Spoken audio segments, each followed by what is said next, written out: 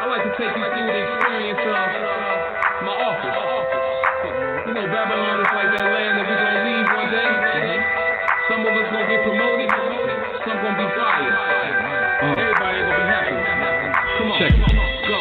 Well, let me reintroduce you to this lion straight from Judah, one of the 12 tribes. All gather, all rise as we gather around the water coolers as we discuss our exodus and all the things that Egypt still doing to us. Said Jacob still say it's the land of the beautiful.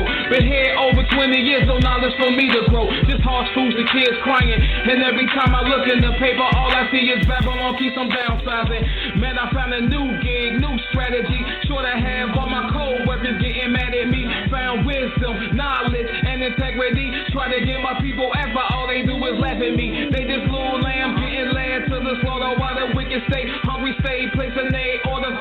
Gotta leave the job before it sets on fire, cause we got prior to be my desire. So my hat, my clothes, my dough, they know, but so see, they don't really know about it.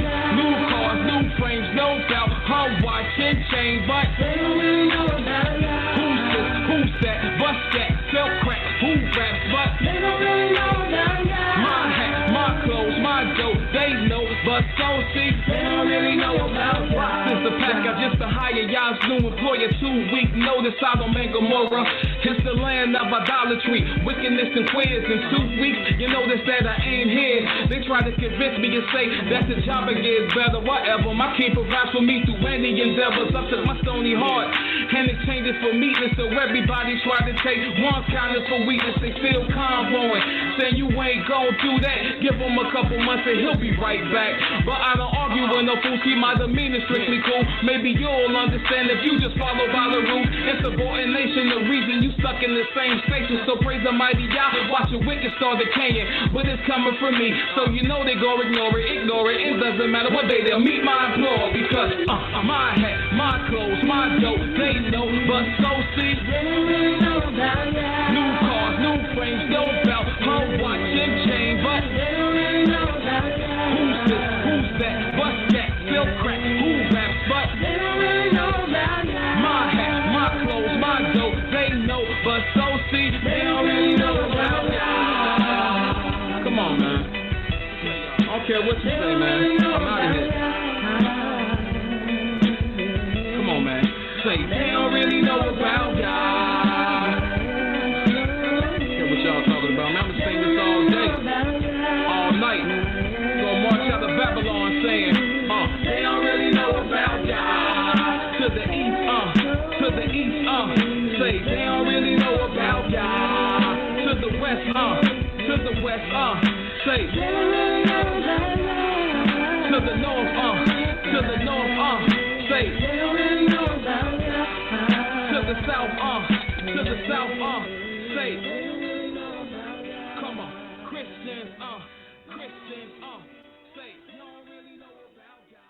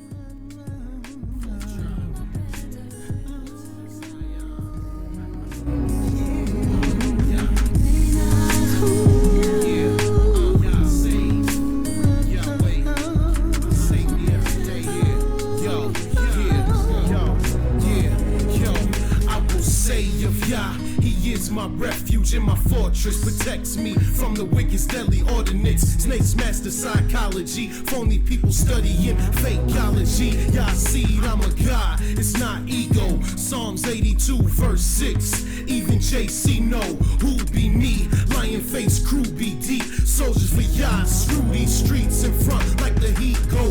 That's how I leap, waiting on the master. In the meantime, studying for my masters. Building houses, growing college, sharpen my sword, and I'm cutting up scholars. Raising my sons, searching for the wife, Yah. I pray he find a virtuous one. Stand for justice, relieve the oppressed. Call on Yah, deliver the fatherless. Let Israel be blessed. Keeping my eyes on Yah, I won't let up. I'm strong and bold, I won't give up. When I fall, he came and saved me. The righteous fall, don't let up. 'Cause every time we gon' get up. When I call, he came and saved me. Yo, when the poor oppress the poor, it's like the sweeping rain, leaving no food, just pain. But Yah's name I exclaim. Feed my brethren wisdom, Yah willing, he will do the same. Shame and calamity on my family, trapped in captivity.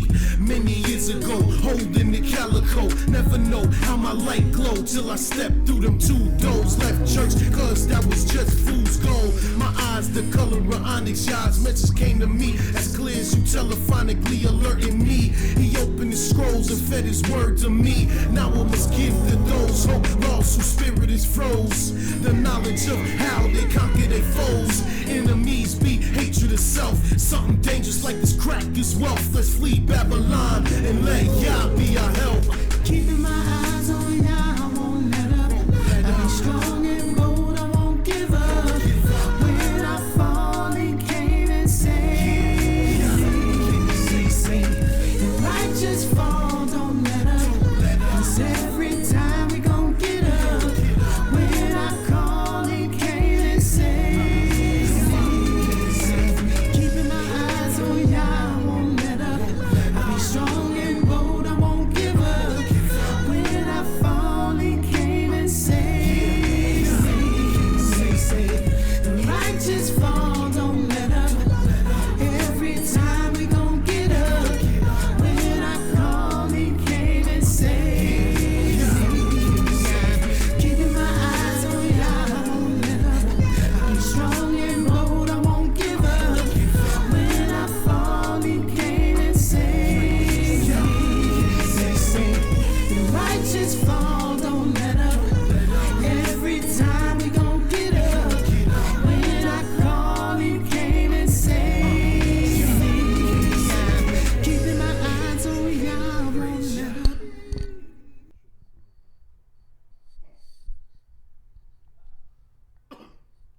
Shalom, shalom, shalom. First and foremost, giving all praise and honor to the Holy One of Israel, to the Creator of the heaven, the earth, the sea, and all that is therein is, by saying hallelujah. Praise the mighty Yah. Yah's righteous, Yah's holy, and let Yahweh be magnified. Once again, the Creator has allowed us to come before you another day, another night, to bring to you his great and exalted words. My name is Mowreh IshiYAH YisraEL of the house of Israel, located right here in Cincinnati, Ohio, 1907 Vine Street, bringing to you nothing but the truth. And yes, it is true. All we're going to do is tell you the truth. For Yah ordained me to tell you the truth. So this is what I'm going to do. And who is this Yah? Well, Yah is the creator of the heaven, the earth, the sea, and all that is therein is.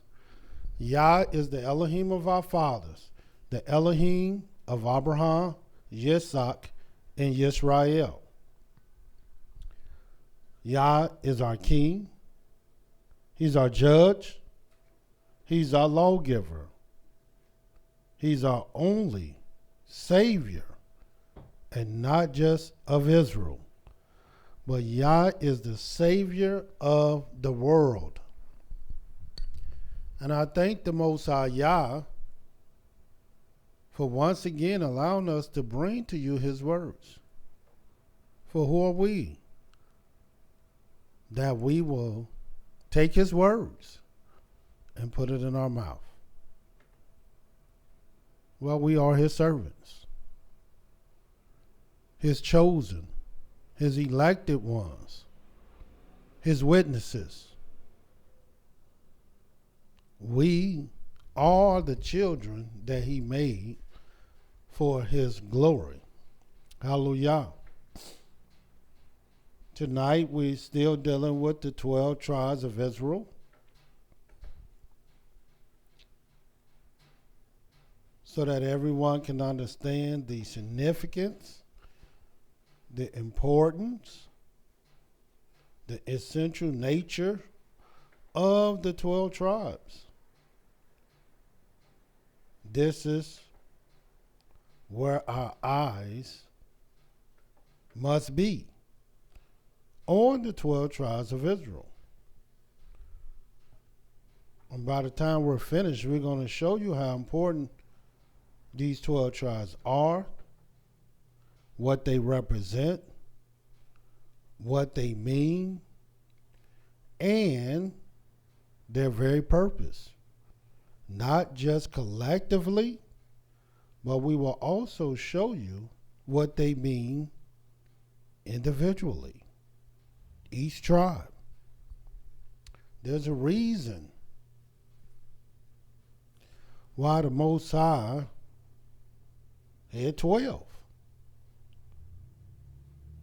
sons that he will use to represent him.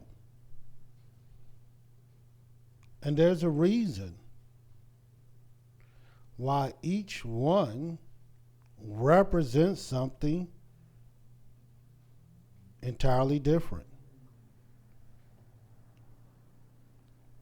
But collectively, they represent unity. And we're going to deal with this. So we're on our third part of dealing with the 12 tribes of Israel.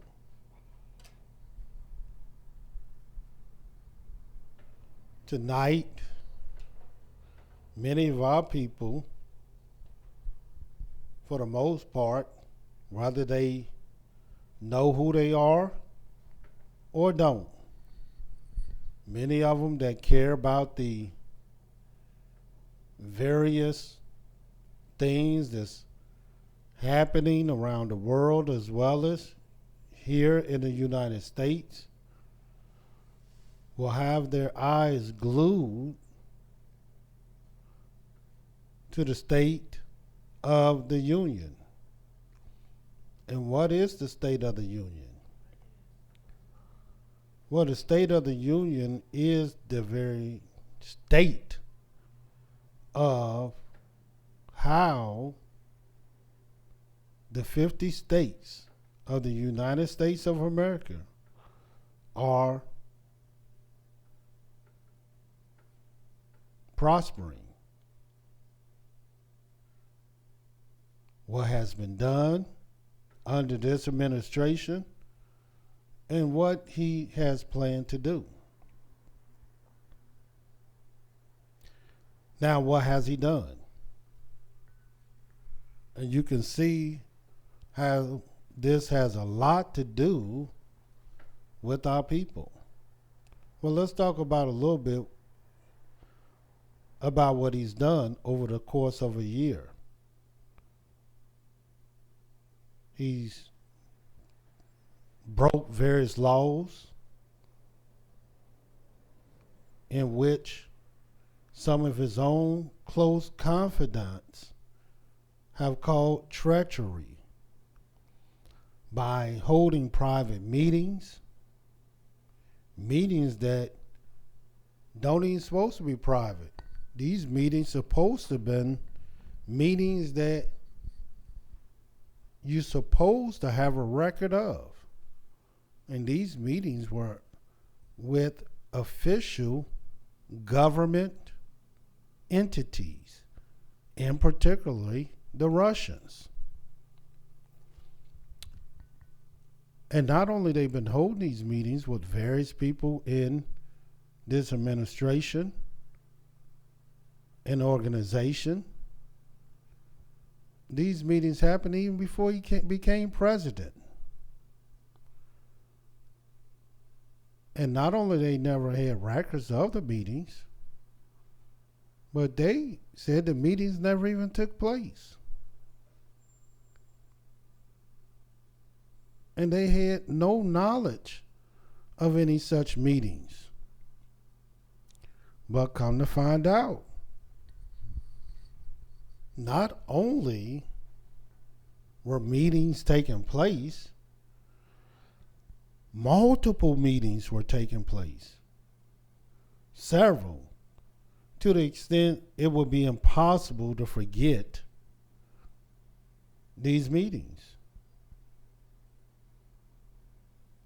And many of them swore on the oath that they had no such meetings, and then came back and admitted that they had these meetings. Now, according to the laws of the United States of America, and according to Webster Dictionary as well as other dictionaries, this is called a lie. And in the legal term, it's called perjury.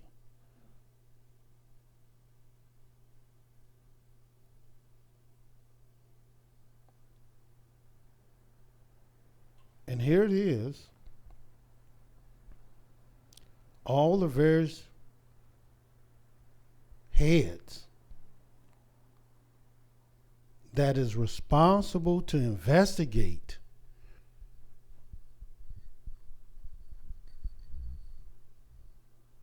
these meetings, these perjuries, these lies,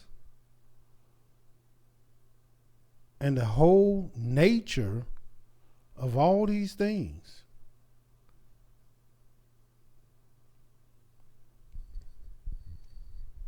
Many of them have been fired or resigned.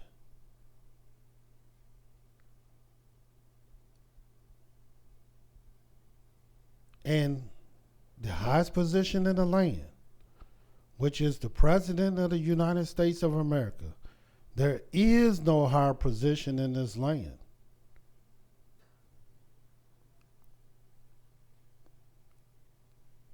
He has came out and said the very heads of all the law enforcement agencies, the FBI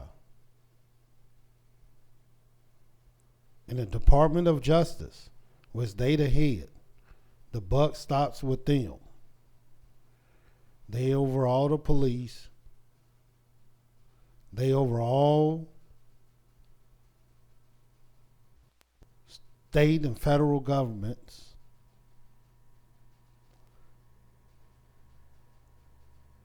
They even over the military. And they make the laws. What this president has said is that they are corrupt. And they're not to be trusted. And he and his counterparts are working hard to discredit and to bring down the top law enforcement agencies. Now, why am I bringing this up? Because it seemed like irony. Here it is. Blacks in this country have been protesting because of police brutality. They have been protesting because of injustices from the Department of Justice, the justice system. As a matter of fact, blacks call the justice system just us, because we seem to be the only ones that don't have justice, but it seemed like we're the only ones, or just us, getting the full extent of the power of the law against us.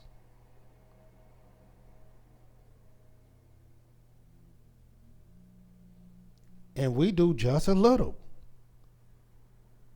But the wrath is great. All the man had to do was kneel, personal protest. And the only reason he kneeled, he wasn't even trying to kneel. He was just going to sit down on his seat and nobody had to sing. But the only reason he kneeled is because somebody in the military instructed him it would be more respectful if he kneeled, because this is what we do for our fallen soldiers. And since he was under the belief that many in our community was fallen soldiers, he kneeled. And now he's out of a job. And now he's losing millions. All because of this one protest.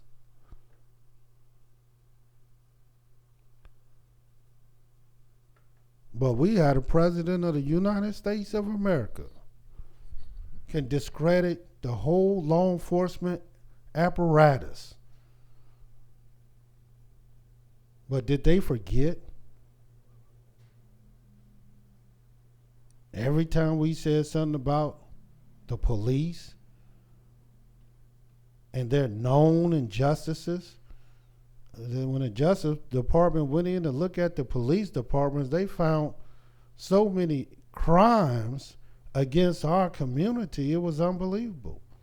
Some of them they had to just shut down in some of these cities because it was that bad.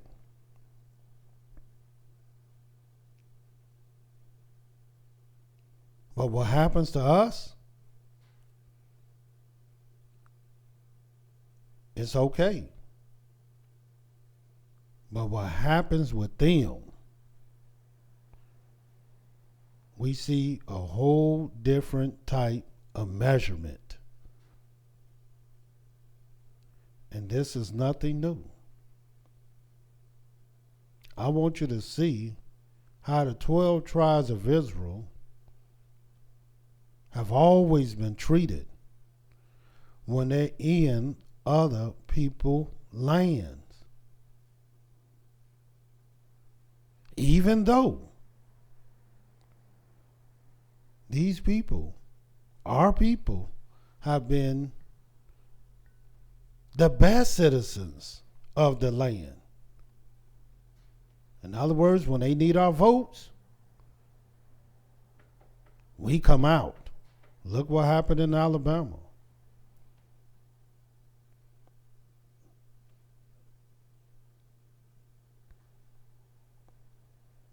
And not just Alabama. If you look at all over the United States, United States gets their glory from the backs of our people. And who are our people? The children of Israel, the 12 tribes. And let me show you that there's nothing new under the sun.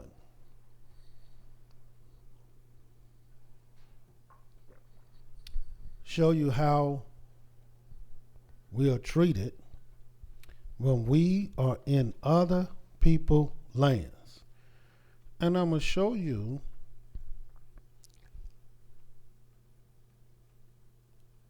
where your eyes really need to be. First place I want you to see is in the book of Exodus, the first chapter.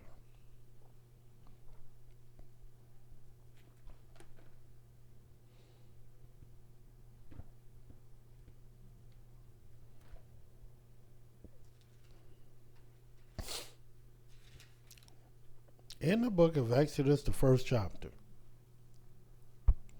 And watch what it says. Now these are the names of the children of Israel which came into Egypt. Every man in his household came with Yaakov. Reuben, Simeon, Levi, and Yehuda. Issachar, Zebulun, and you're going to see it would say Joseph, but he was already there in Egypt because Joseph is Benjamin's big brother. Dan, Naphtali, Gad, and Asher. And all the souls that came out of the loins of Yaakov were 70 souls. For Joseph was in Egypt already. And Joseph died, and all his brethren, and all that generation. And the children of Israel were fruitful, and increased abundantly, and multiplied, and waxed exceedingly mighty. And the land was filled with them. Not just the land of Goshen, but Egypt. All over Egypt, there were Israelites. Now there arose up a new king over Egypt, which knew not Joseph. And he said unto his people, Behold, the people of the children of Israel are more and mightier than we. Now you would think, since you didn't know Joseph, and you didn't know the children of Israel, it seemed as though the only thing that a wise man would do at that point is just do a little research. Get a little history lesson on who he was. Do some homework. But not so with the wicked. That's not how they do things. It's just like our people in this land. They know many of our people invented the various things that they now not only making billions and dollars off of, but this is how they became the most powerful nation in the world. You don't become the most powerful nation in the world and you are the smallest and the last nation that even came on the scene. No, you have to have history. And this people didn't have history. But yet they rose above everybody. And how do you think they did it? Well, they were standing on somebody's back. In the back is part of the house of Israel. But I'm going to show specifically who back that was. Then it says, come on, let us deal wisely with them, lest they multiply. And it come to pass that when there falleth out any war, they join also unto our enemies and fight against us. And so get them up out of the land. And it's never happened before. So why did they think it was going to happen then? We've been in the land for hundreds of years at this point. Therefore, they did set over them taskmasters to afflict them with their burdens. And they built for Pharaoh treasure cities, Pithom and Ramesses. In other words, they put over a bunch of supervisors and bosses that will work them to death. And they just built and built and built and worked and worked and worked. Of course, our people see that as a good thing. Put us to work.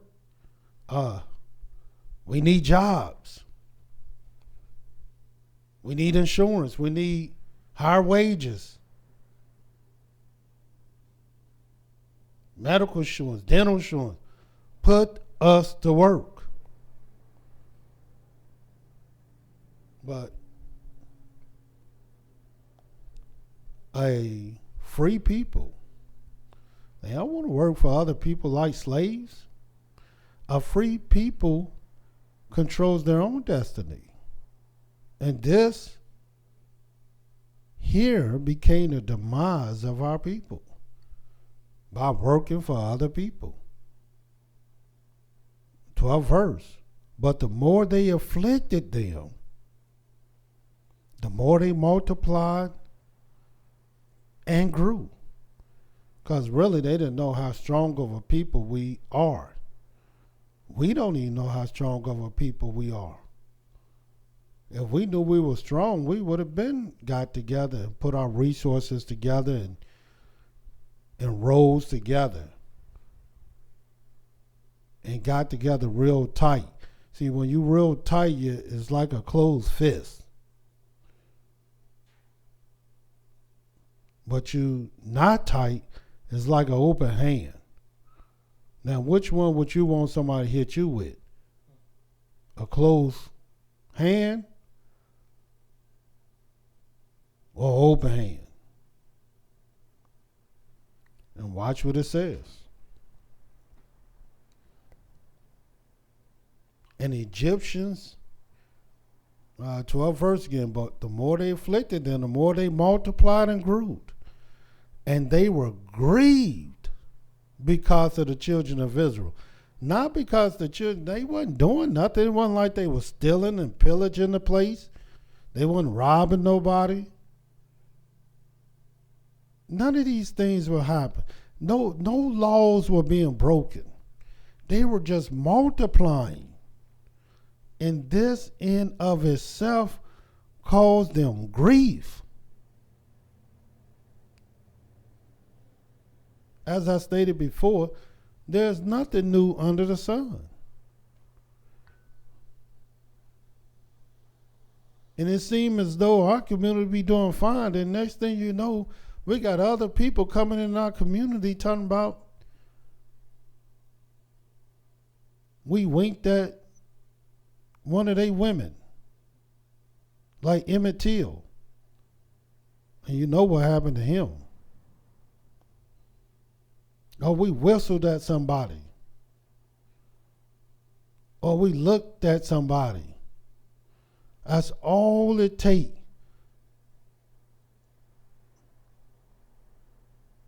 And then a Gentile woman that said Emmett Till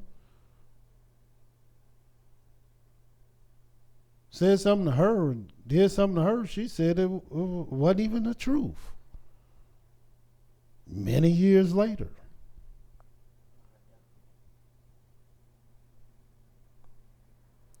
Just like many of all the people that have done something to us just to spark chaos in our community. And the Egyptians made the children of Israel to serve with rigor. And they made their lives bitter with bondage, hard bondage, in mortar, in brick, and in all manner of service in the field. All their service wherein they made them serve was with rigor. And here it is, our people being made to serve with rigor, but instead of us being mad and sad at other people, we be mad and sad at one another. We fight one another. We stab each other in the back, not realizing that this playbook that's being played today is nothing new at all. This is what happens to us when we are in other people's land.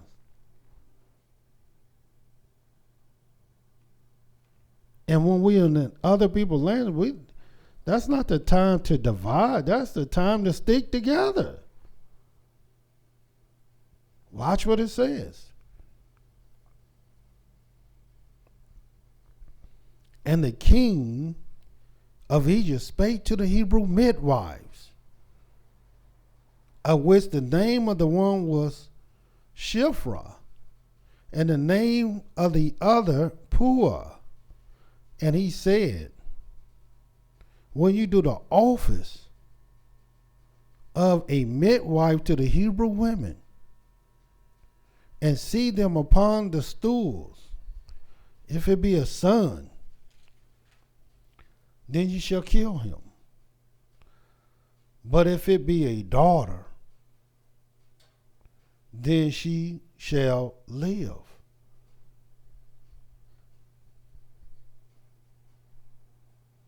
And here it is, our women that's nurses today, they not saving our sons. The community is not saving our sons. The parents are not saving our sons. The grandparents are not saving our sons. Our sons is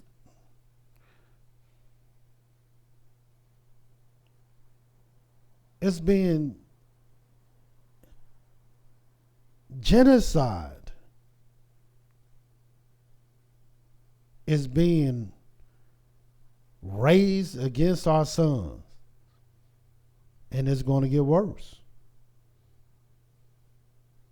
But the midwives feared Elohim. And that's what we're looking for. The fear of Elohim. And did not as the king of Egypt commanded them, but saved the men, children alive. And the king of Egypt called for the midwives and said unto them, why have ye done this thing, and have saved the mid children alive? Because they will go to deaths to do whatever it takes. And all they wanted to do is stop us from multiplying. Now can you see why all these abortion clinics are in our community? Do you see why most? See, if our women had the insurance that other people had, they might make a different decision. But they made sure they didn't have that. They made sure they had the lowest insurance in the world, that all they can do is go to the dentist so that they can put poison in their mouth, fluoride and other poisonous stuff. They made sure they had just enough insurance to feed the kids, our sons and daughters, the worst foods. They had enough insurance just to have operations and like hysterectomies.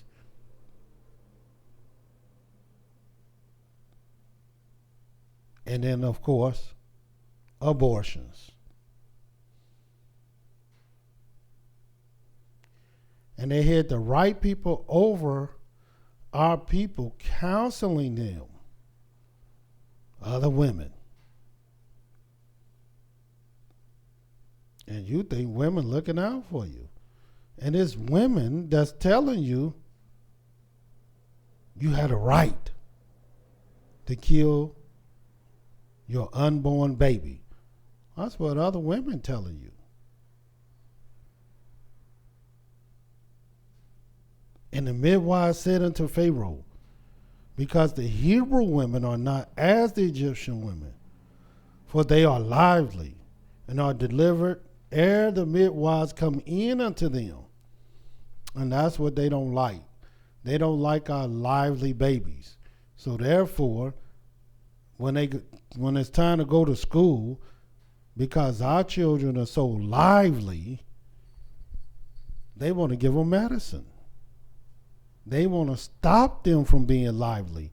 They would rather for them to be a zombie, just as long as they obey them and pay attention to them. They don't care if the medicine make you feel like you dying, if the medicine give you all kind of skin problems and liver problems. They don't care about that. All they care about, are you behaving in the manner that they desire? And they want you to be quiet. They want you to be a zombie. And they just want you to do what they say. Don't matter if you learn it or not. You can't learn anyway according to them. Therefore, Elohim dealt well with the midwives, and the people multiplied and waxed very mightily. And it came to pass, because the midwives feared Elohim, that he made them houses. But watch what Pharaoh would do. 22nd verse. And Pharaoh charged all his people, saying, every son that is born ye shall cast into the river, and every daughter ye shall save alive. Now, here it is. We got a lot of sisters that's warring with our brothers.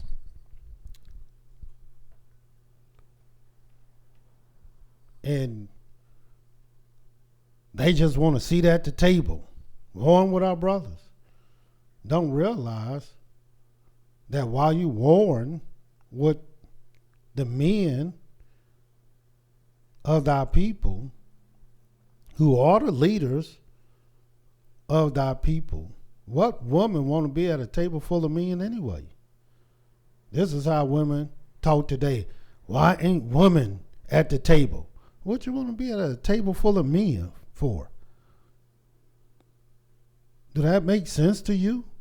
It only makes sense to a slave people. That's all it makes sense to.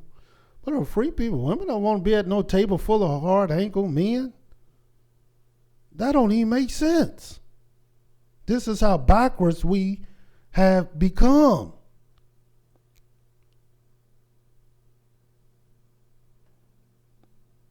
Our voice needs to be heard.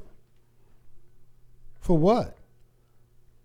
While you trying to get your voice heard, Pharaoh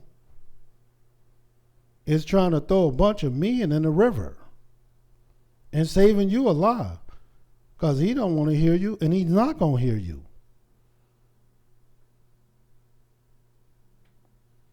But the men who can do something about the power of Pharaoh, who threatens Pharaoh with his existence, he's being thrown in the river. And what can you do about it? Nothing. Nothing at all. And this is what's going on today. Because there is nothing new under the sun. Nothing. In every land that our people have found themselves in, every land, all it takes is a little bit, and the various policies, the various direction, all is altered because of the 12 tribes of Israel. And I'm curious, after all the examples that the scriptures have laid out for us, why can't we see that? you would think by now we will be a wise people. Why would our women be fighting with an Israelite man when they are the leaders?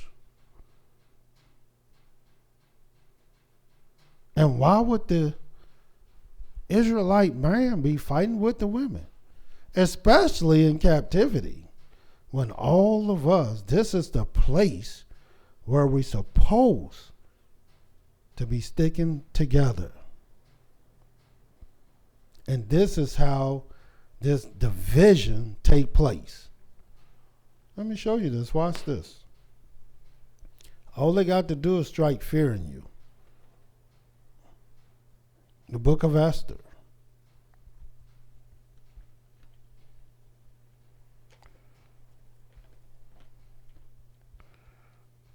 Just show you how this thing happens.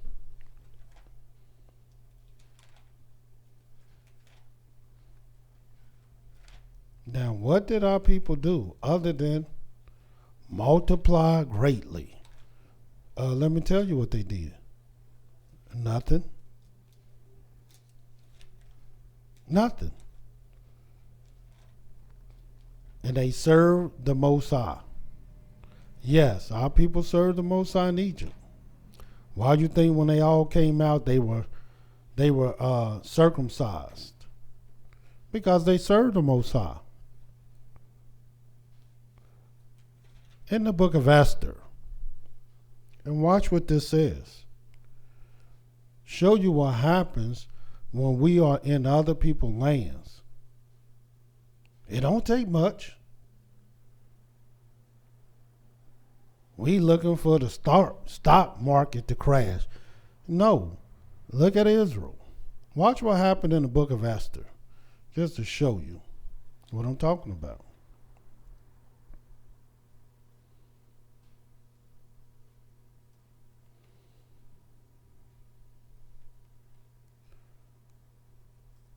And we're going to read Esther, the 3rd chapter. Once again, another time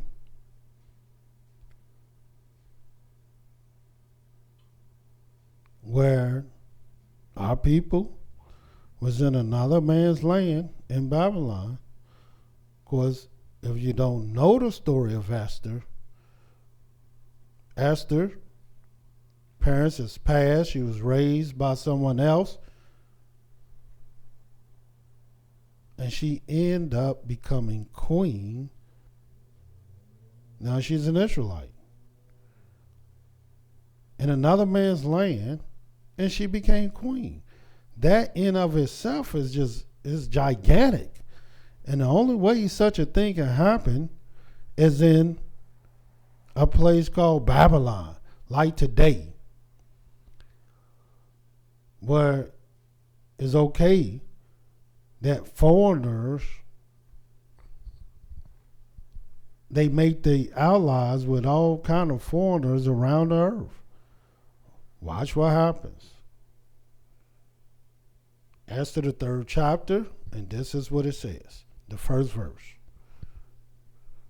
After these things did King Ahasuerus promote Haman, the son of Hammedatha, the Agagite, and advanced him, and set his seat above all the princes that were with him. And all the king's servants that were in the king's gate bowed and reverenced Haman, for the king had so commanded concerning him. But Mordecai bowed not, nor did he reverence. Then the king's servants which were in the king's gate said unto Mordecai, why transgressest thou the king's commandment?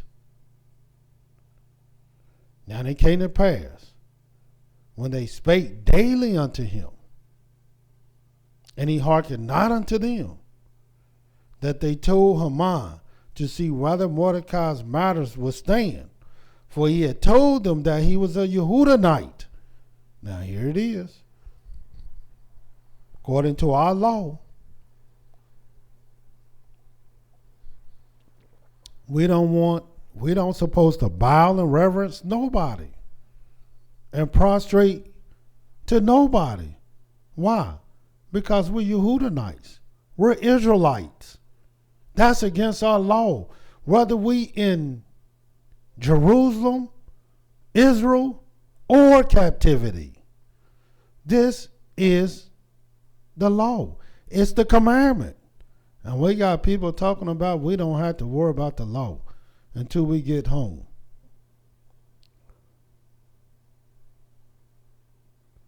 Fifth verse. And when Haman saw that Mordecai bowed not, nor did he reverence, then was Haman full of wrath. And what was Mordecai doing? Well, he was doing the law. And he explained who he was.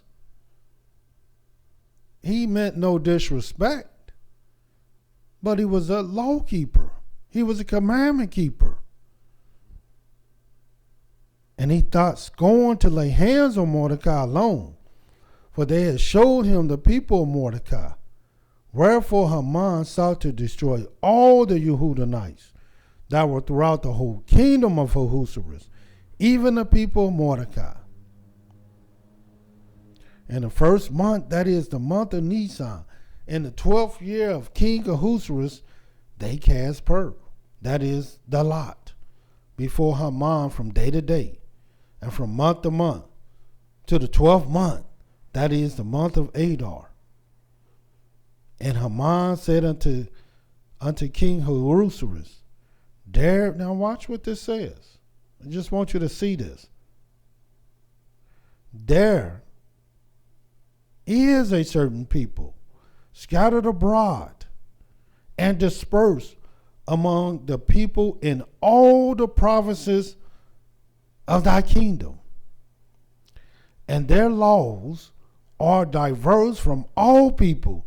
In other words, because word done went around, man, they don't keep none of the king's laws.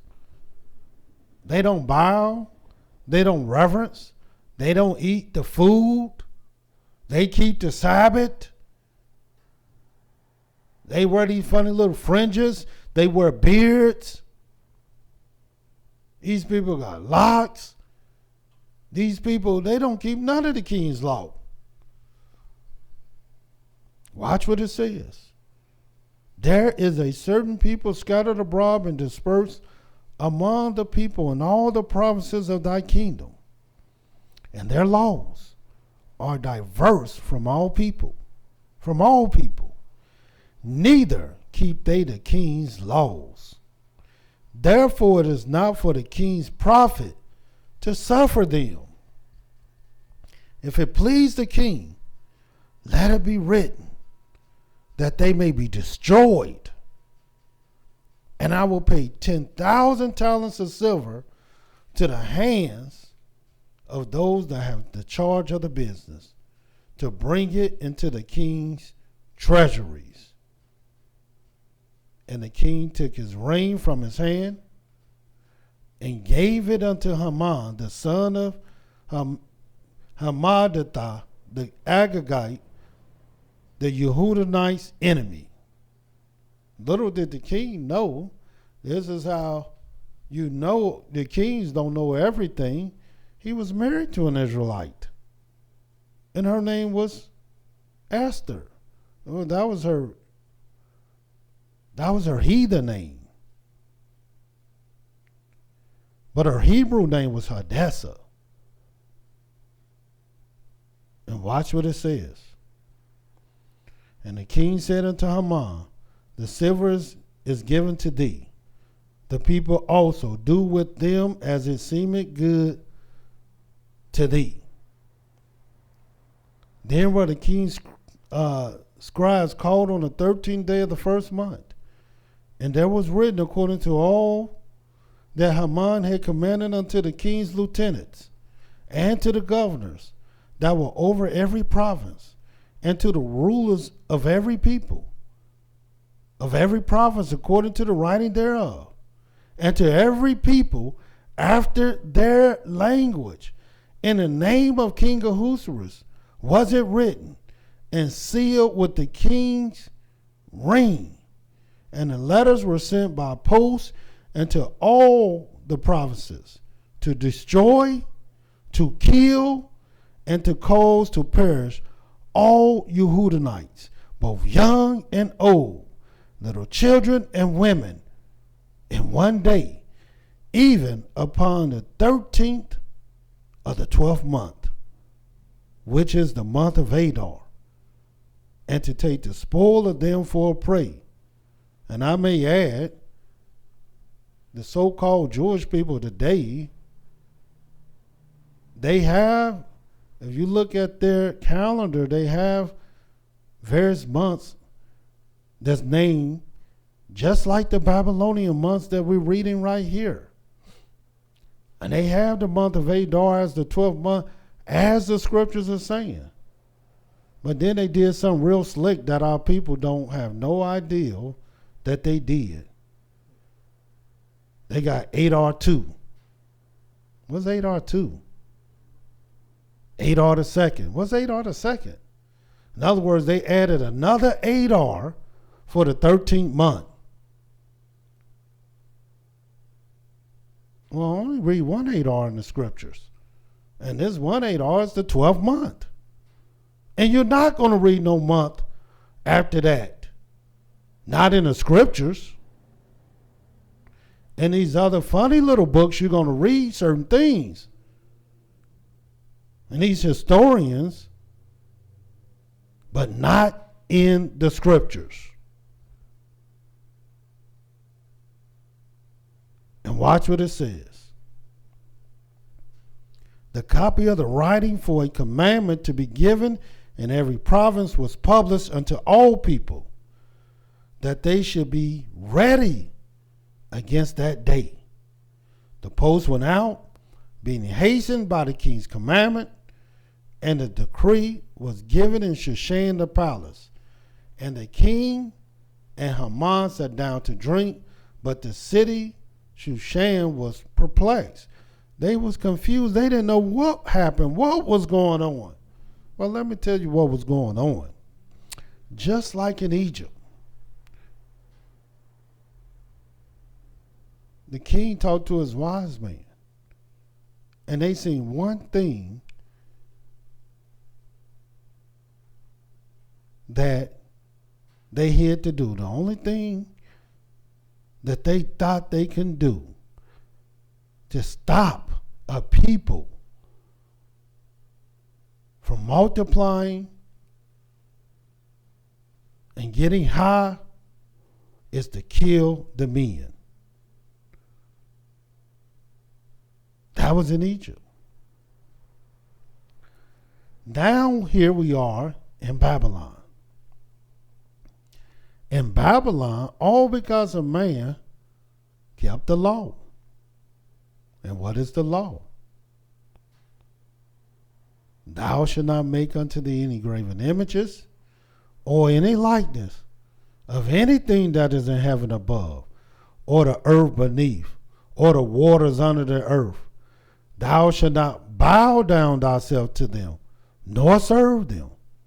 For I, Yah, thy Elohim, am a jealous Elohim, visiting the iniquities upon the fathers unto the third and fourth generation of them that hate me, and showing mercy unto thousands of them that love me and keep my commandments. And our people were commandment keepers, and they were not about to bow in reverence. No image, period, except for the Most High. And let me show you in the 4th chapter what Mordecai did once he got news of this writing in the book of Esther, the 4th chapter, the very first verse. And watch what this says so you can see what our people did in a time of trouble. Now, this is different than what our people do today. This is not what you see from our people today. Now, our people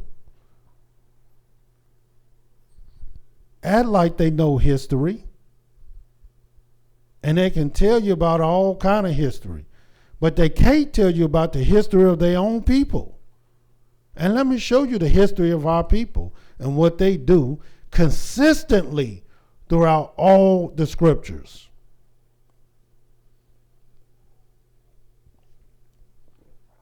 Esther, the 4th chapter, the 1st verse. When Mordecai perceived all that was done, Mordecai rent his clothes, put on sackcloth with ashes, and went out into the midst of the city and cried with a loud and bitter cry, and came even before the king's gate, for no might enter into the king's gate clothed with sackcloth. And in every province, whithersoever the king's commandment and his decree came, there was great mourning among the Yehudanites, fasting, weeping, wailing, and many lay in sackcloth and ashes. And here it is. I went around the United States personally in 2015, and I told our people that trouble is determined upon our people as well as the earth. And the Creator is returning with his anger. And I went and I appeared on various programs telling our people the same thing, visiting 7 different cities for 1 whole year. And I asked our people, let us come together and let us put on sackcloth and ashes and cry mightily to the Most High. And let's put aside these differences and let us ask the Almighty to make the crooked things straight. But let us come and gather ourselves together. And this is what we did in 2016. But through the whole time, you would think I was the son-in-laws of Lot. When Lot went through Sodom and Gomorrah and told them that they about to destroy the city, and all his sons-in-law did was mocked him. And this is what I got. A lot of mocking, a lot of excuses. And then what's so strange about this mocking and confusing them, I became perplexed because after we did it, a year later, you got some other people talking about they want to do the same thing. And I'm thinking, you the same people I came to first.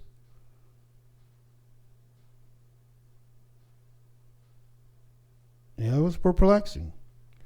But this is the history of our people. And this is what they do in a time of trouble. Not riot, not march, not vote, but they cry mightily unto the Most High. They fast. They put on sackcloth and ashes. We got other Israelites, they don't see no reason to put on sackcloth and ashes.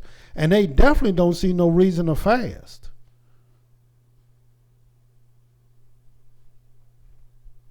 This is the history of our people. And this is what happens when we find ourselves in other people's lands. Furthermore, let us read some more. Let us go to the book of Daniel.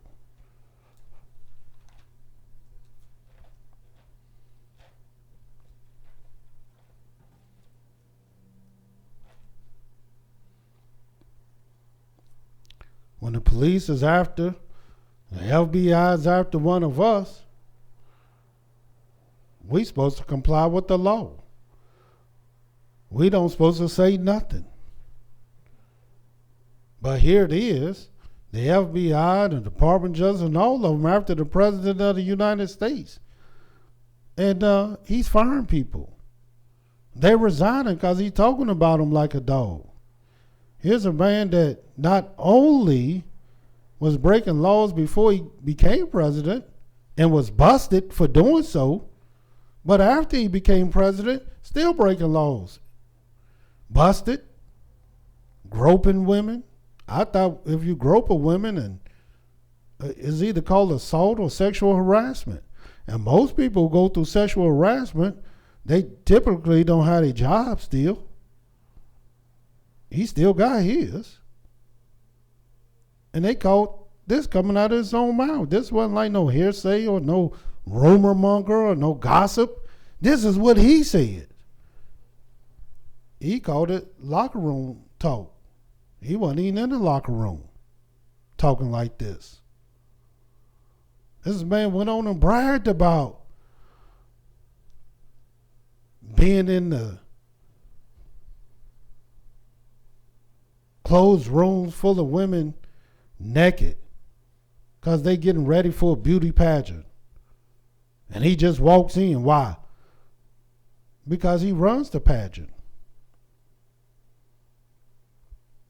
But that don't give you no right to just treat women any kind of way. And he did. And he broke all the laws of this so-called great land. Imagine if we did that.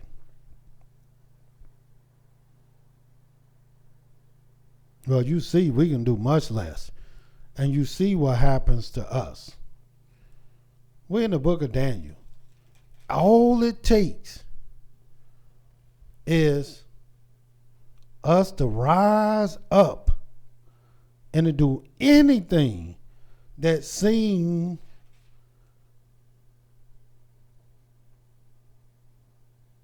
like we some type of protester. I don't know, only protesters I met was the Protestants that protested against the Catholic Church. We're commandment keepers. We keep the law. Watch what it says in the book of Daniel, the 1st chapter.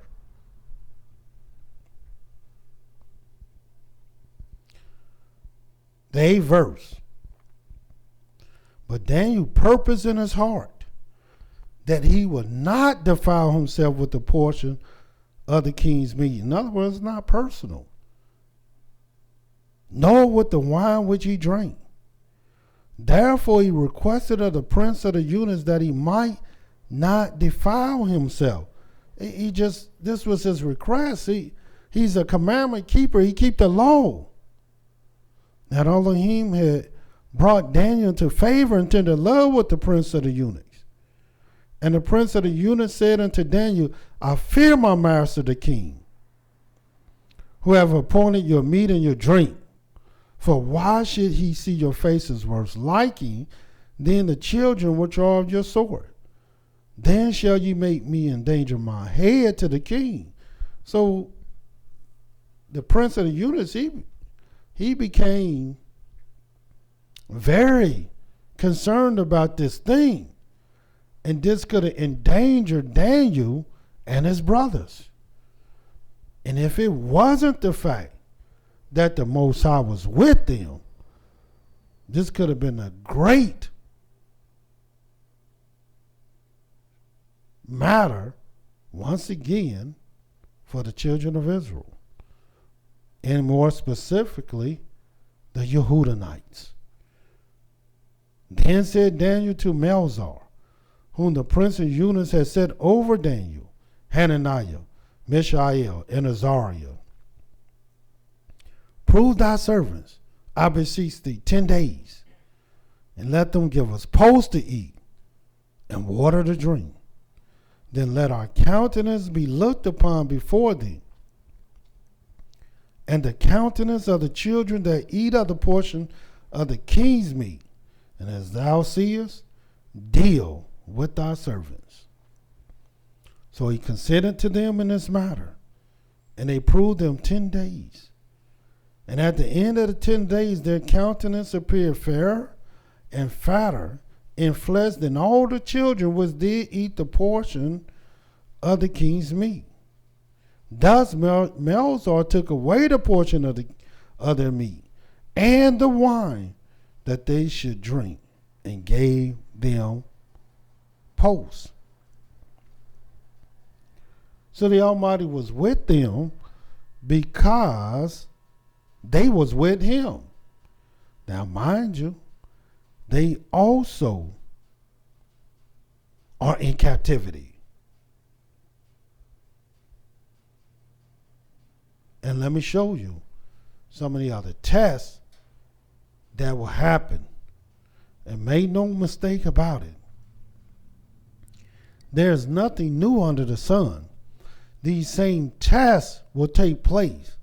Don't think because you see other people out there protesting, they can. Don't think because you see other people petitioning the government to do such and such because they can. But when you see Israel rise up, then you're going to see a whole nother thing. And our demise is not going to come as a result of what other people do and how other people think and how other people exercise their rights. Look how Donald Trump exercising his. Has he been arrested? No. Has he been charged? No. Has he committed crimes? A whole bunch of them.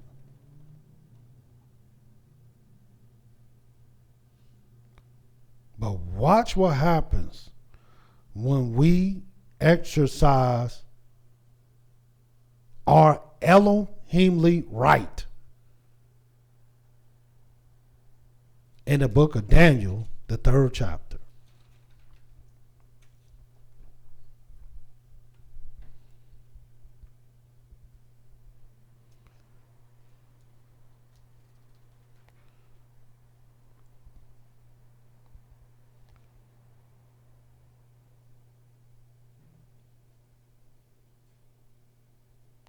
And we're going to start reading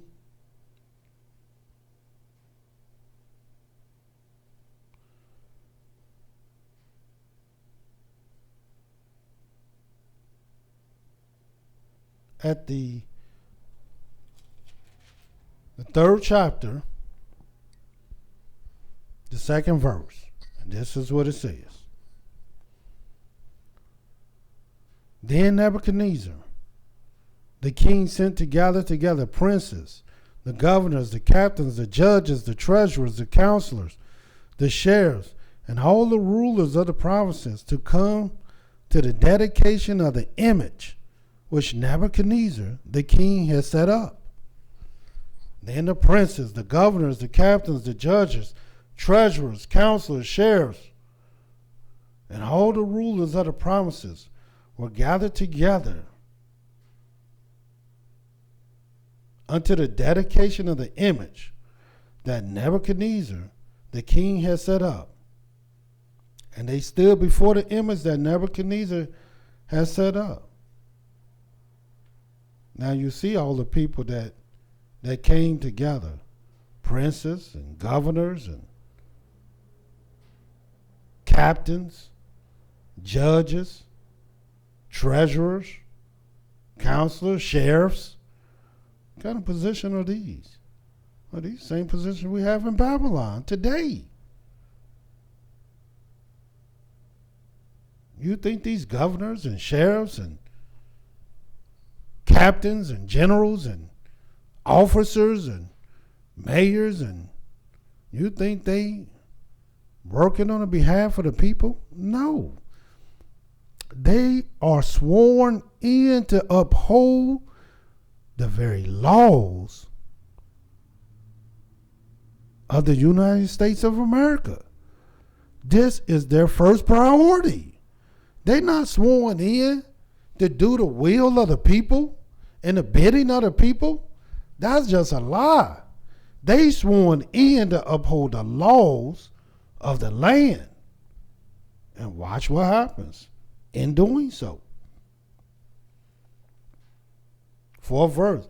Then an herald cried aloud, to you it is commanded, O people, nations, and languages, that at what time ye hear the sound of the cornet, flute, harp, sabbath, psaltery, dulcimer, and all kinds of music, because they always going to play music.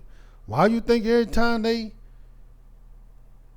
want you to stop and salute the flag, they got to play music first?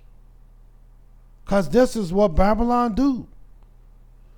Ye fall down and worship the golden image that Nebuchadnezzar the king has set up. And whoso falleth not down and worship it shall the same hour be cast into the midst of a burning fiery furnace. And see, some of our people, y'all just ain't been challenged yet. Y'all just ain't been tested.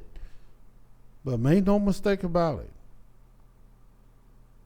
You will, and you are. And watch what it says. Therefore, at that time, when all the people heard the sound of the cornet, flute, harp, sabbath, psaltery, and all kinds of music, all the people, the nations, and the languages fell down and worshiped the golden image that Nebuchadnezzar the king had set up. Wherefore, at that time, certain Chaldeans came near and accused the Yehudanites.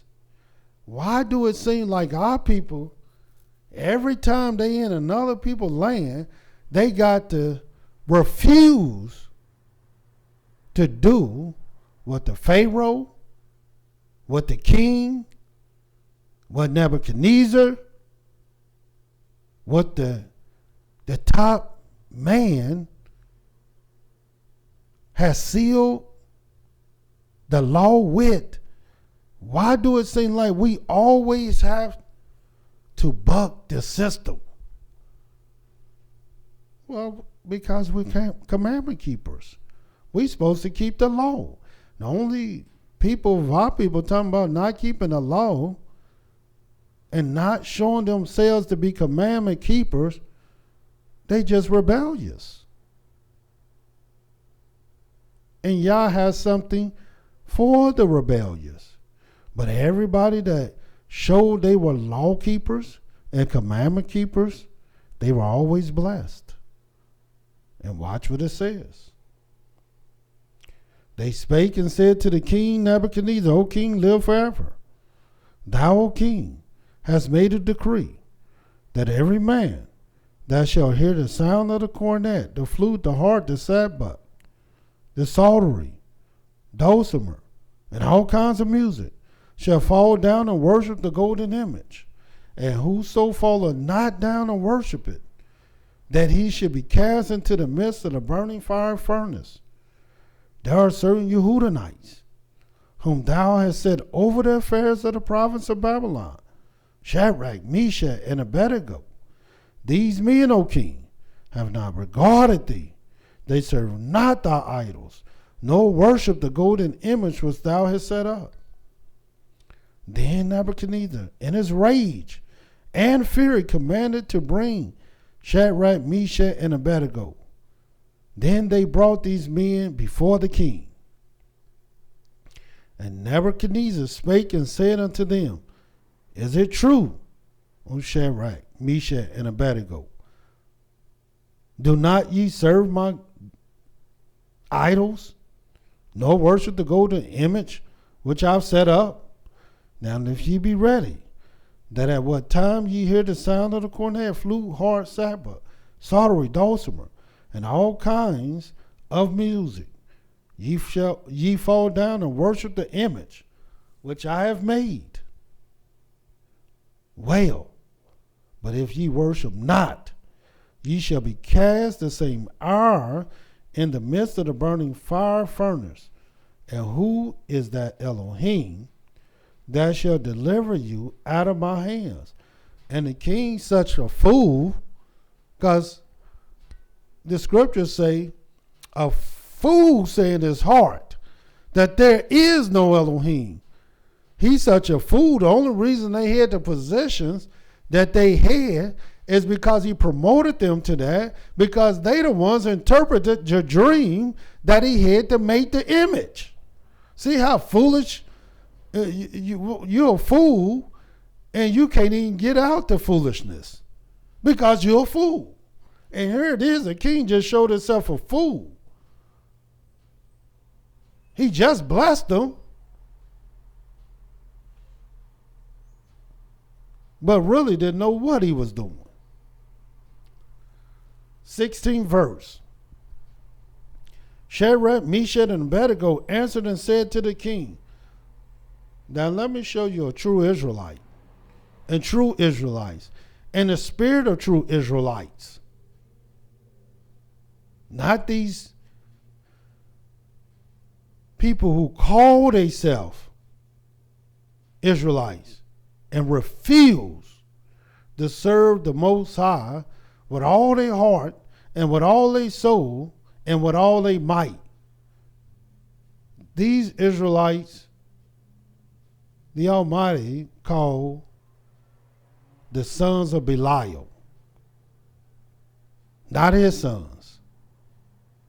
And if you don't know what a son of Belial is, you might want to do some research in the scriptures who a son of Belial is. It's an Israelite that refused to serve the Most High.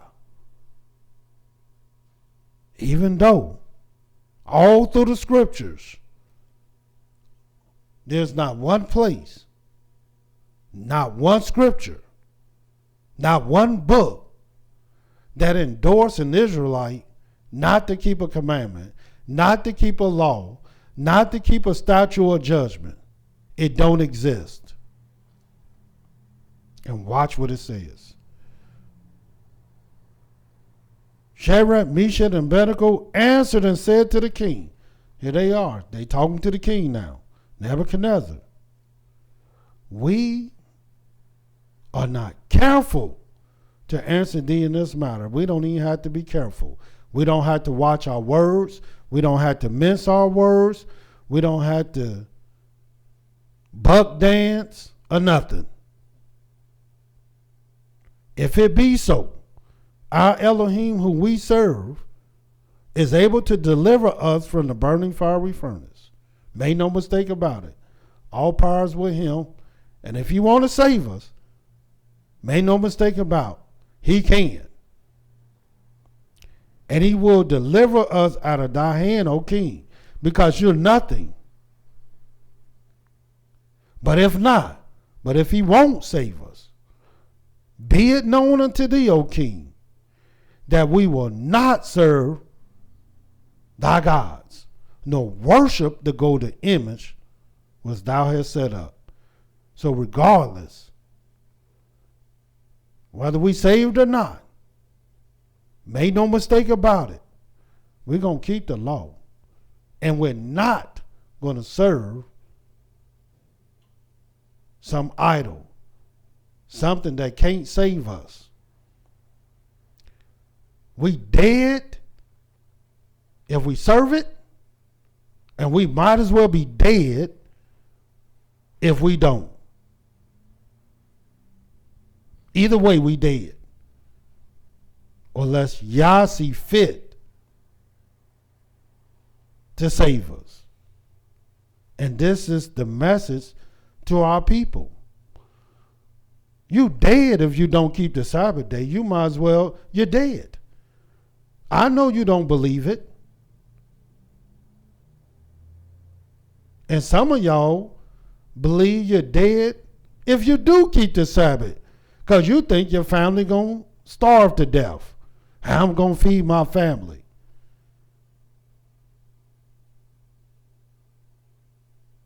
Well, if you're going to make your decision, my advice Be on the side of Yah and not the side of man. Watch what it says.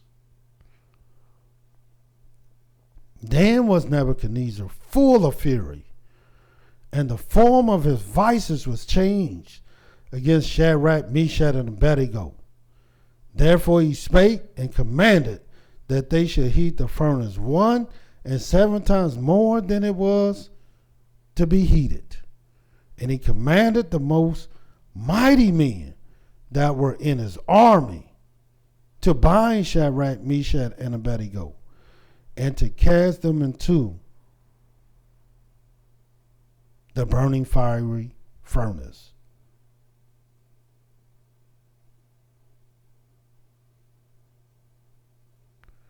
Then these men were bound in their coats, their hosen, their hats, and their other garments, and were cast into the midst of the burning fiery furnace. In other words, it went down. It went down. But y'all know the story. Y'all know the story. They would rather go down in the furnace than to go down bringing shame and contempt to the Most High. And if you go down, be a man. And what's a man? According to the scriptures, a man is, let us hear the conclusion of the whole matter. Fear Elohim and keep his commandments. For this is the whole man. This is what you want to be. A whole man. And lastly, show you this. Because what happens when we find ourselves in other people's lands? See, you should already expect there to be trouble. These people don't know the Most High. These people don't serve the Most High. So why are you trying to run away from trouble? Why are you trying to buck dance your way out of trouble? Trouble is going to happen because you serve the true and living Elohim. And you trying to stay out of trouble by pacifying your enemies,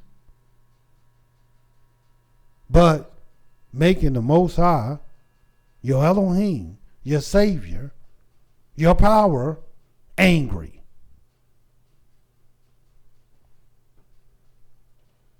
And all the various decisions you make, let me not wear a beard, knowing you're supposed to. Let me not wear my fringes, knowing you're supposed to. Let me work the Sabbath day, knowing you don't supposed to work on the Sabbath day. 90 seconds. These are all the various choices you are making, and then you trying to wonder why Moses is so angry and why he said he's returning with his anger. Last scripture.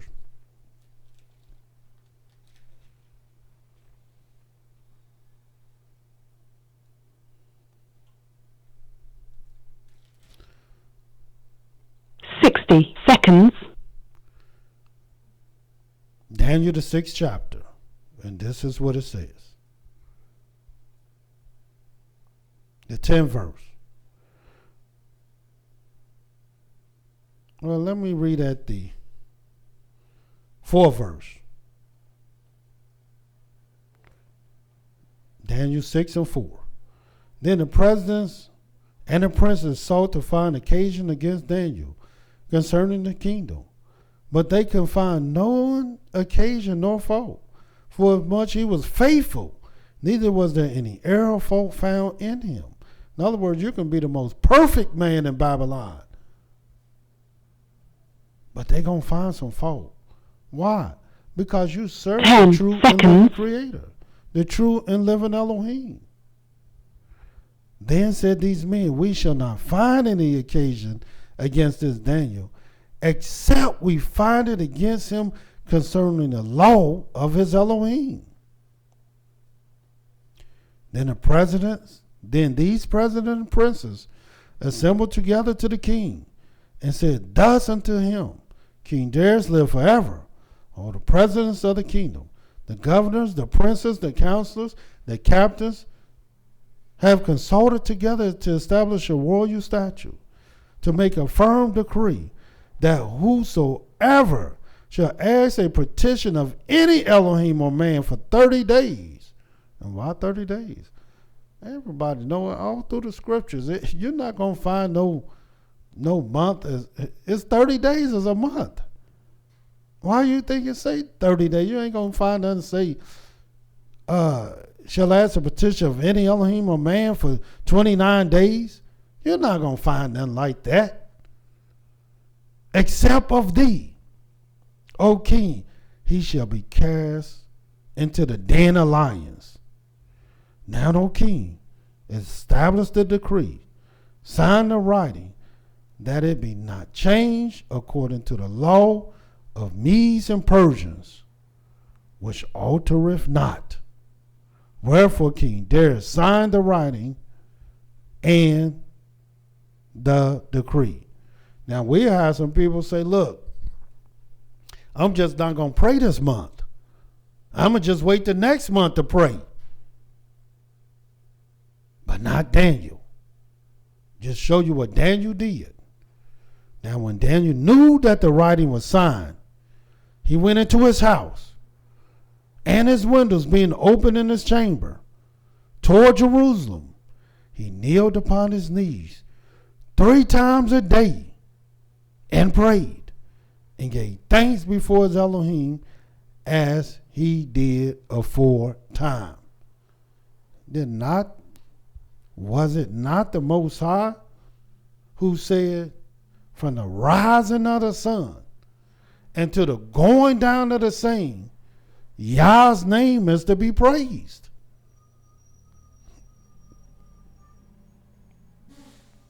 And that's what Daniel did.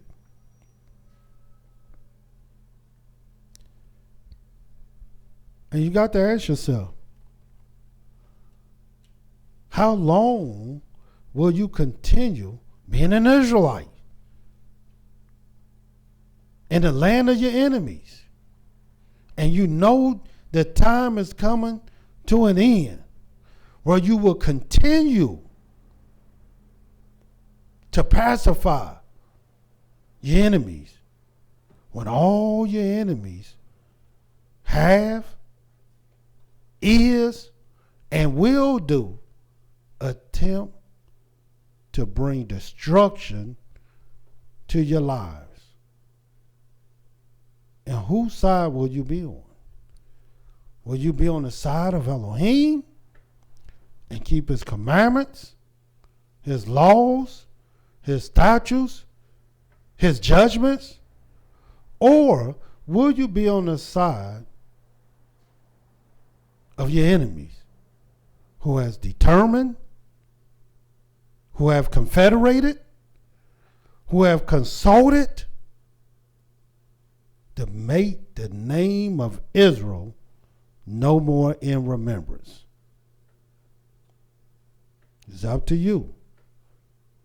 Until tomorrow, Yah love you, and so do I. Shalom.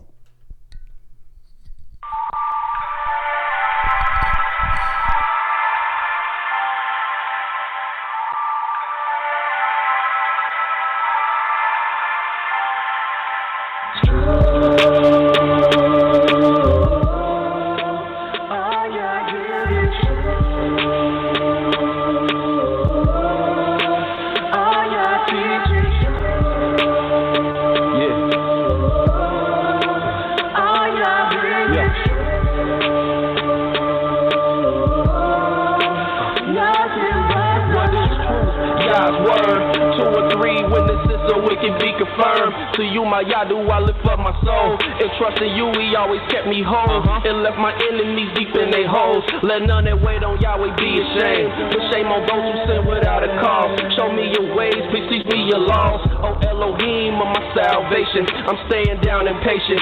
As a child, all the while I'm waiting. Remember not the sins of my youth. Lead me in your truth, and he'll give your soul ease. The earth shall remain inherited by a seed. The secret of Yahweh who fears Elohim, of who believes everything. And to every word spoken, you can't take heed unless you hear somebody curse you. Know you did the same thing. That's why I'm begging Yah for mercy and His love and kindness, cause I know that I ain't worthy.